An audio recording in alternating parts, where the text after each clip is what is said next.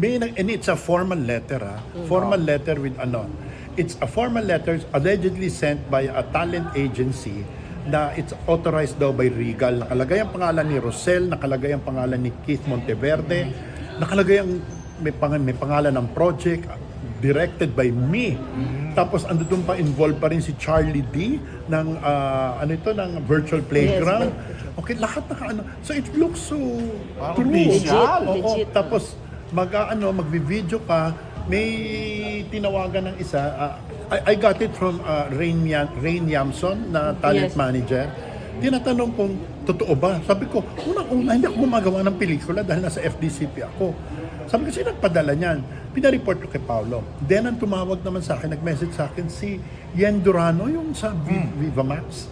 Sabi, anak ni DJ. Oo, sabi, Tito Direk, totoo ba to? Kasi sabi ko, naku, hindi yan totoo.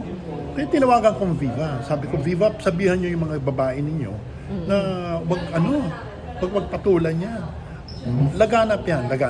Paano niya nakuha direct through messenger? Ang Yung letter. Yung invite?